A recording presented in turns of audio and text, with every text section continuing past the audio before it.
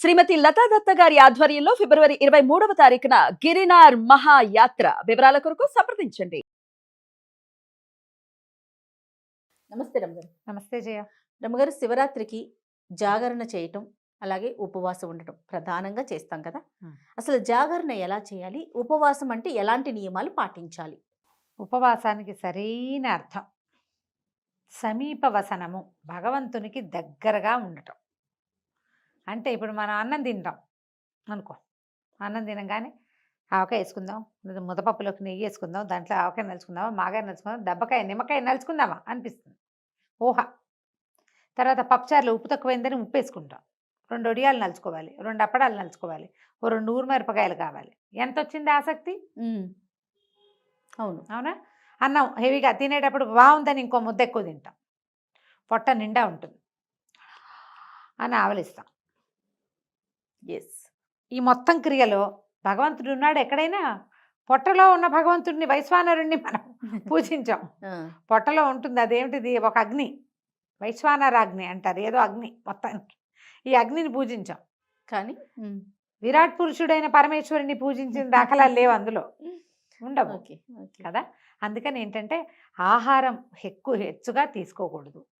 స్వల్పమైన ఆహారంతో, నామినల్గా పొద్దున్న దేవుడికి నివేదన చేసిన పళ్ళు, కాస్త మంచినీళ్ళు తీసుకుంటూ ఫలహారంతో ఉపవాసం చేస్తే మంచిది. చిలకడ దుంప కూడా ఉండు, వస్తున్నా అందాక. అక్కడి నుంచి స్వల్పాహారం అంటే ఫలహారం అనుకుందాం, పళ్ళు తింటాం. ఈ ఫలాహారం కాకుండా మనం ఏదైనా ఉప్మాలు, తర్వాత ఏమో ఒక దిబ్బరొట్టె, ఉప్పుడు పిండి, ఇలాంటివి చేసుకుని తినే ఉపవాసం ఒక రకం.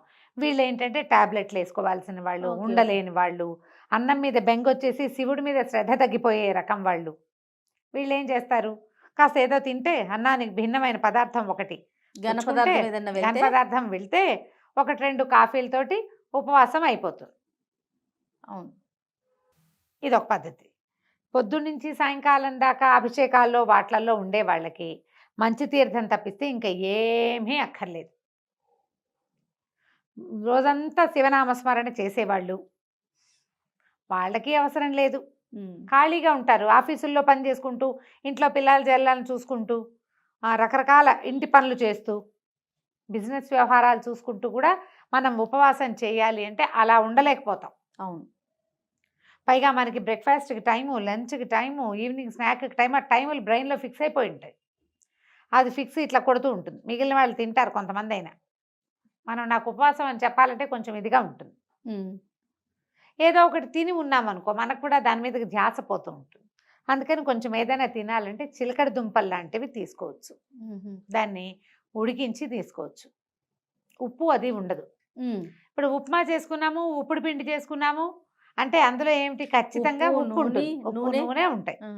ఇప్పుడు మనం అలా కాకుండా చిలకడ దుంప జస్ట్ కందమూలం కదా, అదే భూమిలోంచి వచ్చింది, దాన్ని కాల్చి లేదా ఉడికించి, ఇక ఏమీ లేదు, దాన్ని అలాగే ఒలుచుకుని తింటే పండు తిన్నట్టే. అంతే, ఉడికిస్తాం కానీ ఉప్పు వేయం.